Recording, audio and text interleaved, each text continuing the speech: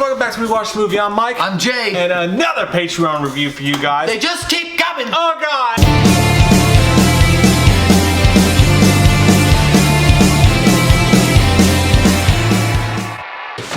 Shit.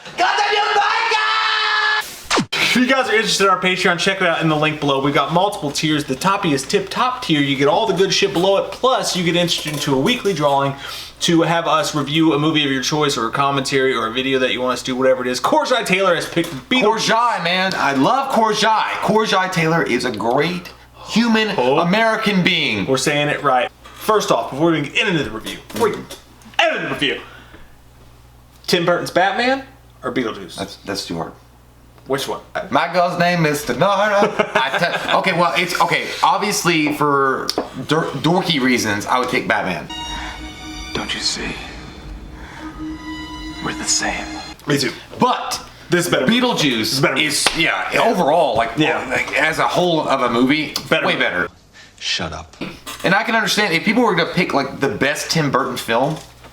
Beetlejuice. Don't say it. Oh, fuck. Like, Tim Burton is the master of this. Like, he knows how to blend the weird fucking elements of cinema and make them work on screen. I've seen The Exorcist about 167 times, and it keeps getting funnier every single time I see it. And, like, it's obvious. This is the most evident piece, maybe Nightmare Before Christmas, but this is, like, the most evident of Tim Burton's, like, stylization and what he's all about. Like, he's a fucking weird-ass fucking Mona Lisa that smiled one time and drank tequila and then painted you a picture. To me, it's his masterpiece. Like, Tim Burton, he does a lot of shit I don't like these days. Like, he's done some shitty shit lately. But, to me, this is his masterpiece. Edward Scissorhands is up there. Batman. Night Before Christmas, as you mentioned. But, yeah. And you guys know the plot. It's fucking Beetlejuice. We all know. One of Michael Keaton's best roles of all time. Yeah, and it's the only role that, I don't... Michael Keaton did say that he would come back in a heartbeat to play Beetlejuice again for a sequel. That is why I won't do 2 shows a night anymore, babe. I won't do. But I think that Michael Keaton did specifically say that the most fun he ever had with a character that he ever played was Beetlejuice. And why not? Because you literally are, like, you're balls to the wall, like a goddamn used car salesman, which is what he's playing. He's like, goes, yes, they were item myself. You've been to Saturn, I've been to Saturn. Nice fucking model. It's Michael Keaton at his best. Like, Michael Keaton is able to just flow and just do his own thing. He's like, you can bring all the kids and the critters on. We got plenty of bugs and snakes for them to play with. So, come on down. You know, basically, the entire movie, he's the point in Batman where he, like, breaks the mantle and he's like, look at that. Let's get nuts. This right shot, now you want to get nuts?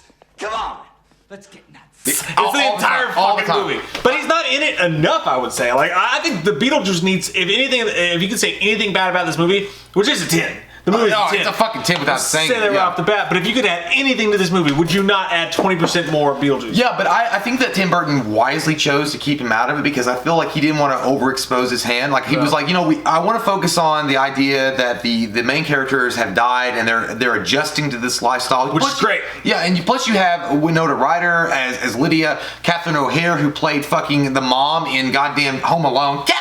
And she's all up in this one. She's a shitty fucking mom in every movie she's in. I love it though. Especially Home Alone. But I did love this one though when she was talking to Lydia in one specific scene and she's like, I told him you wouldn't believe me. She's like, don't you dare talk to me about other people, or don't you dare talk about me to other people.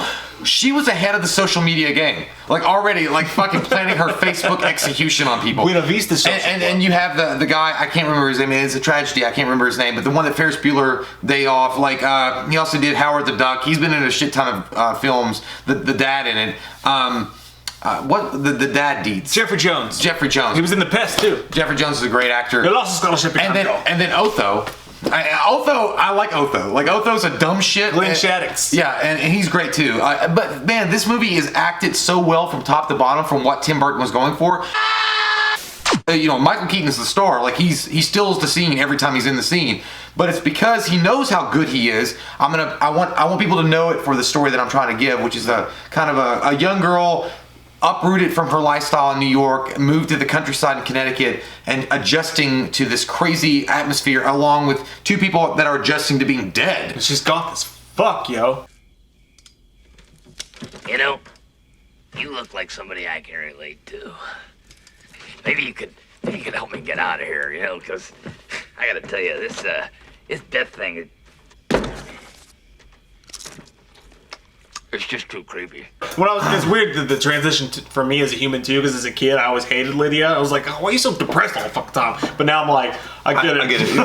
I listen to enough Tool. But no, and that's what I love about it more than anything else. I think the best part about Beetlejuice, aside from Michael Keaton and Beetlejuice himself, is the after death stuff, because it's fun. Like Alec Baldwin and Gina Davis are so great in their roles, like they're likable characters. You can watch them fucking eat paint, it's fine. So when they're going to the store or whatever, and he's showing off his little model, and by the way, I just want to throw a quick shout out. He looks like Stephen Baldwin as fuck. Dude, that 5 o'clock shadow is. I would kill. I would murder a man. It's the greatest to have that 5 o'clock shadow. It's the greatest. That would be one of my steely blue eyes. Jesus first Christ. Wish of the genie lamp. That's when I knew he'll be the shadow one day. If you guys are super into Beetlejuice and you're watching this review because of it, and you want a piece of that, find @Monstrous on Twitter. She sent us or on Instagram. She's just a little piece of her work. This is the Nightmare 3 house. Amazing. But she based on like the tiny models in that, she does a ton of Beetlejuice shit, and it's amazing. But aside from that, I just wanted to say the way that they built the tiny models when I was a kid, I always wanted to play with those. The way he built that world with the weird astroturf that Beetlejuice is up inside of, and the sandworms, the crazy shit like that. Back then it felt natural and it felt real. Like for Tim Burton to do that shit. Today it feels kind of forced and weird and CG. It still works though, but this film is one of the unique films that still work on film. Like when I watch it, it still would be able to fit in. Like T2, man. Yeah. James Cameron, again, T2, the CGI that was used in that, Tim Burton's Beetlejuice could still fit in with the weird it's kind of... It's a weird MS-DOS type, but yeah. But it feels good. Well, I touch it at night.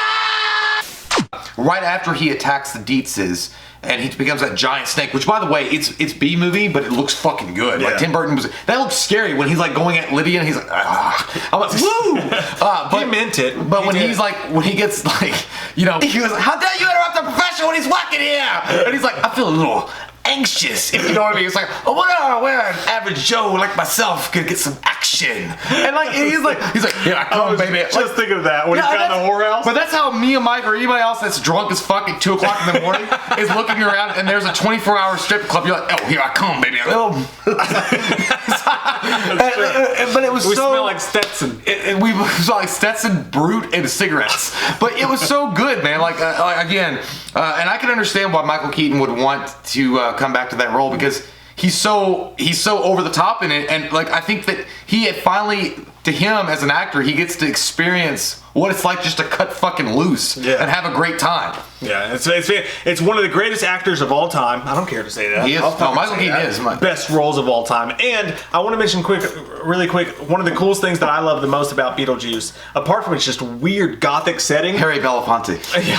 No, it's the afterlife shit. Like the idea, like everyone's fascinated with like what happens when you die. All the little nuances of that. The book of the deceased or whatever. Yeah, the handbook. Yeah, the handbook. Handbook for the recently deceased. Yeah. The way that they played that out, and it reads like stereo instructions, and then they go to the afterlife, and you're like at the DMV. That whole setup, so perfect, dude. It's so fucking fascinating. Every time you watch it, you're like, that's so crazy. The shrunken head dude, the shark person, the effects are on point. The ideas are fascinating. Remember the guy that was burned up, and awesome. He was like, "You want a cigarette?" He goes, "Yeah, I'm thinking about cutting down myself." That Barbara asks at one point, are we halfway between heaven? Are we halfway between hell? And he's like, we're dead.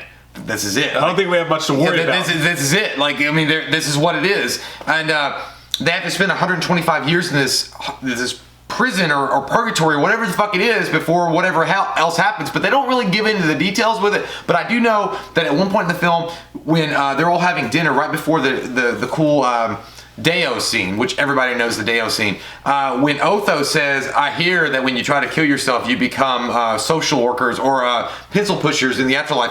And sure fucking enough, it's showtime. Apparently, Otho was right. If you kill yourself in the world, you become like fucking DMV workers. Yeah, well, this is fucking nuts. Fucking sucks. Whoa, hey, what are you doing? Hey, stop it! Hey, you're messing up here! Come on! Whoa! Whoa! Stop it! Whoa! Hey, This might be a good look for me. It's the best of Tim Burton. It's the best of Michael Keaton. It's one of the most crazy fucking gothic horror / weirdo weird world that just fucking. It's so great that it even pushed itself through the mainstream and became one of the most classic movies of all time. It became a cartoon. Yeah, man. It's a fucking 10. It's one of the best movies ever. Yeah, dude. I mean, you can't say enough about the Tim Burton Beetlejuice. I know that there's possibility of a Beetlejuice 2. It's only going to work if Michael Keaton comes back and Tim Burton comes back to direct it. Now. And practical effects. Yeah. Please, practical keep effects. Those. And even Winona Ryder as Lydia, maybe she took over the house. I don't know. Whatever they do with it, I would like those 3 actors specifically to come back and do the film. I would love Alec Baldwin in there, man.